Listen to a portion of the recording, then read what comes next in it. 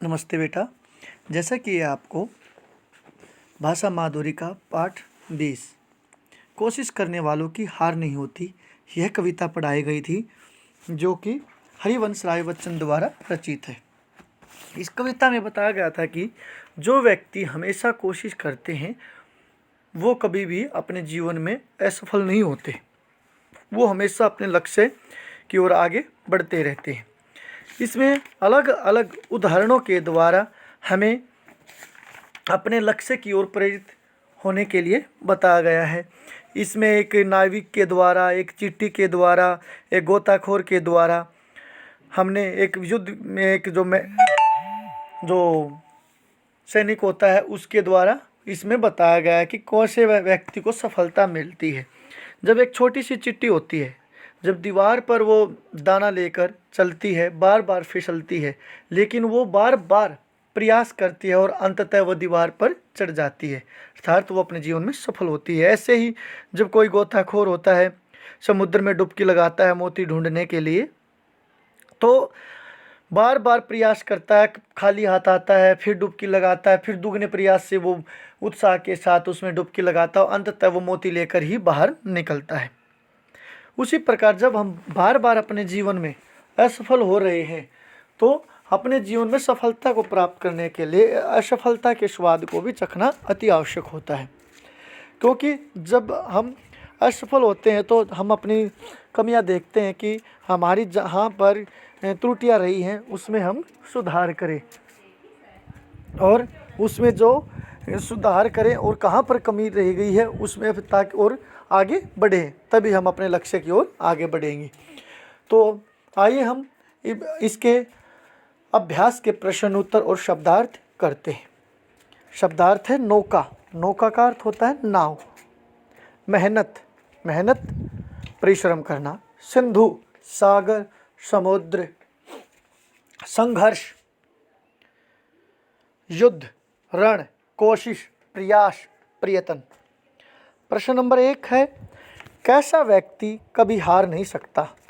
आपने कविता में पढ़ा था कि जो व्यक्ति अपने जीवन में लगातार प्रयास करता है, कोशिश करता है, वह व्यक्ति कभी हार नहीं सकता। नन्ही चींटी से मनुष्य क्या सीख सकता है।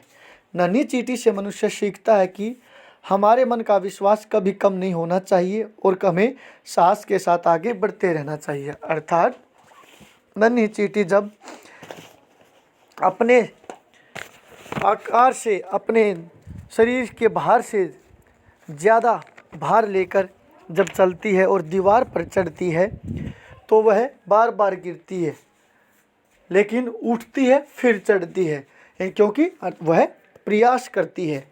तो इसमें हमें चींटी से सीखना चाहिए कि हम अपने जीवन में कितनी बार असफल हों, हमें अपना प्रयास, अपना दृढ़ संकल्प वो नहीं छोड़ना चाहिए, अपने लक्ष्य को नहीं भूलना चाहिए और दुगनी मेहनत करनी चाहिए। प्रश्न नंबर 3 है, सफलता प्राप्त करने के लिए क्या आवश्यक है। सफलता प्राप्त करने के लिए आवश्यक है कि हम असफलता की चुनौती को स्वीकार करें और अपनी कमियों को देखकर उनमें सुधार करें, क्योंकि वही व्यक्ति सफलता का स्वाद चख सकता है जिस व्यक्ति को असफलता का पता होता है। क्योंकि जिस व्यक्ति को बार बार सफलता मिल रही होती है उसको तो यही नहीं पता होता असफल व्यक्ति कितनी मेहनत करता है, कैसे करता है।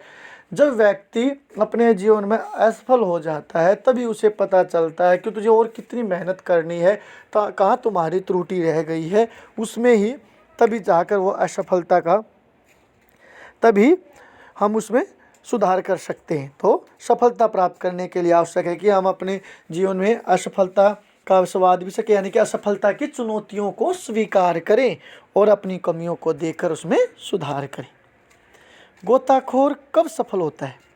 गोताखोर जब पूरे उत्साह के साथ समुद्र में डुबकी लगाता है, और डुबकी लगाता है तब वह सफल होता है,